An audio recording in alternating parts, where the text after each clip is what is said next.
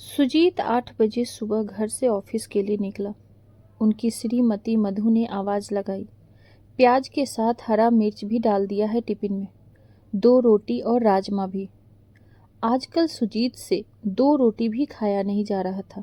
पिछले कुछ दिनों से सुजीत गुमसुम बैठा रहता था। आवाज़ लगाने पर ठीक से जवाब भी नहीं दे पाता। मधु बोली, आजकल आप ठीक से बात नहीं कर रहे हैं। एक मोबाइल नंबर आपका हमेशा बंद रहता है। सुजीत बोला, सब ठीक है, प्राइवेट नौकरी में थोड़ा काम का दबाव है बस। मधु बोली, अच्छा ठीक है, चलो खाना खा लेते हैं। रात्रि 9 बजे की बात थी। सुजीत की नई नई शादी हुई थी। नोएडा के सेक्टर 83 में रहता था। वहीं पर किसी आईटी कंपनी में कार्यरत था।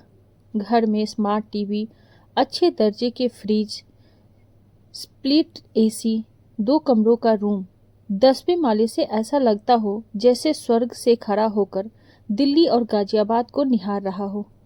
एचआर ने ईमेल कर दिया कि यूएस में कोविड-19 के कारण हेड ऑफिस बंद रहेगा, इसीलिए आगे कुछ दिनों के लिए नोएडा का ऑफिस भी बंद रहेगा। सुजीत की तनख्वाह पिछले 3 महीने से बकाया था। इसी बीच लॉकडाउन लगना जैसे मानो आफत की पुरिया हो गई। पिछले 3 महीने से क्रेडिट कार्ड का बकाया भुगतान वह चुका नहीं पा रहा था, जिसके कारण वह परेशान था। सुजीत मन ही मन बोला, यह आफत भी अभी आना था। उत्तर प्रदेश के वाराणसी के रहने वाले सुजीत अपने माता पिता का इकलौता संतान था। 40 बीघा जमीन इस बात का सूचक था कि घर वालों ने जमीन को बचा कर रखा था। पुश्तैनी जमीन बेचा नहीं था। वाराणसी में उनका पुश्तैनी मकान भी था। घर पर नौकर चाकर भी थे। चलो घर चलते हैं, वहाँ आराम से रहेंगे। सुजीत ने मधु से कहा। नहीं नहीं, नोएडा ही ठीक है, मधु ने जवाब दिया। मैं कुछ कंटेंट लिख दूंगी, 2 पैसे मिल जाएंगे। नोएडा ही ठीक है। सुबह सुबह बालकनी में खड़े होकर बात कर रहे थे दोनों। सुजीत ने दूसरा मोबाइल नंबर जैसे ही चालू किया, लगातार घंटी बजने लगी। लगातार अलग अलग लैंडलाइन के साथ साथ अलग अलग मोबाइल नंबर से। सुजीत और परेशान होने लगा। हाथ मलने लगे, माथे से पसीने की बूंदें टपकने लगी। हिम्मत करके सुजीत ने फोन उठाया और बोला, हेलो, कौन? मैं राकेश एसबीआई बैंक से बोल रहा हूँ। बोलिए, सुजीत ने कहा। राकेश ने तेज आवाज में गाली के साथ बोला, पैसे लेते वक्त आनंद आ रहा था, अब चुकाता क्यों नहीं? सुजीत घबराए हुए बोला, अभी तनख्वाह नहीं मिली। बीच में रोकते हुए राकेश ने बोला, आपके घर पर अभी पुलिस जा रही है। अपने आप को बैंक से कहने वाले व्यक्ति ने तेज आवाज में बोला।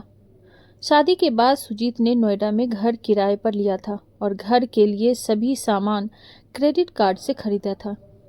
इसी बीच उनके मम्मी पापा 1 महीने रहकर गए थे। मम्मी पापा दोनों खुश थे कि मेरा बेटा सेटल हो गया, अब अपनी घर गृहस्थी चला लेगा। पुलिस के नाम सुनते ही सुजीत के हाथ पैर फूलने लगे। उसके मन में तरह तरह के अनेकों विचार आने लगे।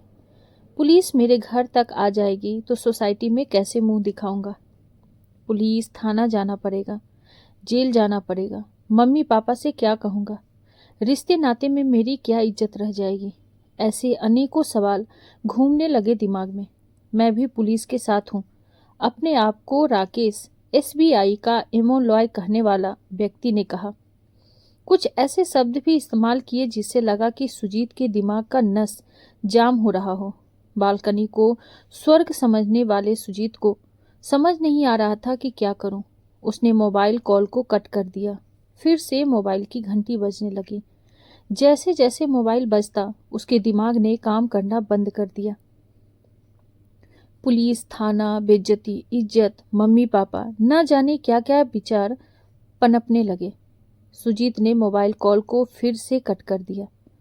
पुनः मोबाइल की घंटी बजने लगी। ऐसा लगा मानो वह अब बालकनी से छलांग लगाकर अपने आप को समाप्त कर लेगा। उसकी आंखें लाल हो चुकी थी। माथे से पसीने की टपकती बूंदें बहुत कुछ कह रही थी उसके बारे में। ऐसा लग रहा था धमनियों ने खून का प्रवाह बंद कर दिया हो। यह क्रम पिछले 3 महीने से चल रहे थे।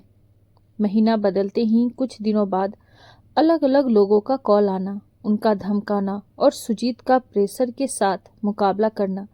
लेकिन अब तो ऑफिस भी बंद, पूरे दिन घर पर ही रहना है। अब सुजीत को सूझ नहीं रहा था कि क्या करूं, लेकिन आज जैसे लग रहा था सुजीत इस कहानी का अंत सोच रहा था, अपने आप को खत्म करके। तभी मधु ने कंधे पर हाथ रखा और बोला, चाय पीनी है? मधु ने वकालत कर रखी थी, बच्चों को एलएलबी एंट्रेंस एग्जाम पढ़ाने के साथ साथ आर्टिकल भी लिखा करती थी। पिछले कुछ दिनों से सुजीत को अकेला नहीं छोड़ती थी।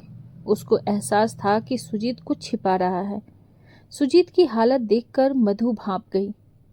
तभी मोबाइल की घंटी बजी। हेलो हेलो, इस बार मधु ने रिसीव किया।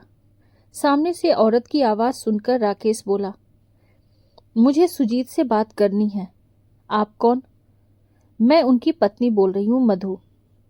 पुनः राकेश धमकी और गाली के साथ बोला, सुजीत से बात करवाओ।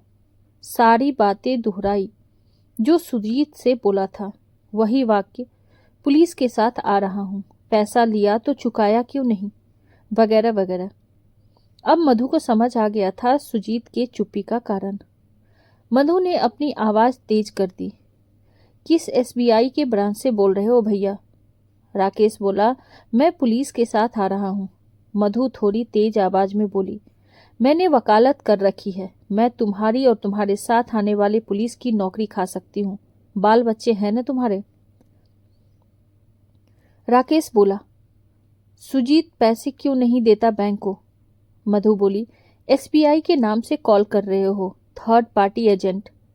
सर्विस मैटर में कोर्ट से पहले पुलिस कब इन्वॉल्व होती है? मैं फिर से कह रही हूँ, तुम्हारी नौकरी खा सकती हूँ। अब तक सुजीत बालकनी से कूदकर जान देने की तैयारी कर रहा था। अब उसका दिमाग धीरे धीरे काम करना शुरू कर चुका था। अब वह मधु के पास खड़ा हो गया। राकेश बोला, सुजीत पैसे क्यों नहीं देता? मधु बोली, किसने कहा पैसे नहीं देंगे, लेकिन अब तुम्हारी नौकरी खाऊंगी और कहीं दूसरी जगह नौकरी नहीं कर सकते हो ऐसा बना दूंगी। अब गिड़गिड़ाने की बारी राकेश की थी। मैं अपने सीनियर से बात करवाता हूँ मैडम, राकेश ने बोला। मधु बोली, हेलो। राकेश ने मोबाइल कॉल कट कर दिया। अब किसी पर्सनल मोबाइल नंबर से कॉल आ रहा था। मैं धीरज बोल रहा हूँ। मधु ने मोबाइल कॉल रिसीव किया। मधु बोली, क्या आप एसबीआई के ब्रांच मैनेजर हैं? नहीं, सामने वाला बोला। आप एसबीआई स्टाफ के साथ आकर सेटल करें अपना बकाया, वह भी ऑफिस एड्रेस पर, घर पर नहीं। मधु ने अपने बाबूजी से बात किया और उधार के रूप में 1,50,000 रुपये लिए। 4 लाख बकाया में ब्याज का रकम सुजीत ने नहीं दिया और प्रिंसिपल अमाउंट पर सेटल किया। साथ ही साथ बैंक को 6 महीने के टुकड़ों में ईएमआई के तहत समझौता नामा किया। आगे से क्रेडिट कार्ड न उपयोग करने की कसम खाई। बहुत दिन बाद सुजीत के चेहरे पर हंसी थी। मधु ने आज घर पर ही रसगुल्ला के साथ साथ समोसा भी बनाया था, सरसों के साग के साथ चावल। आज आनंद के साथ पति पत्नी डिनर कर रहे थे। सोने से पहले सुजीत ने मधु के ललाट को चूम लिया, साथ ही कहा, आई लव यू। गहरी मुस्कान के साथ बोला, तुमने मुझे नया जीवन दान दिया है। आपको हमारी ये कहानी कैसी लगी कमेंट बॉक्स में ज़रूर बताइए, और ऐसी ही ढेरों सारी कहानियों के लिए वीडियो को लाइक, शेयर और चैनल पे नए हैं तो सब्सक्राइब करना ना भूलें। Thank you.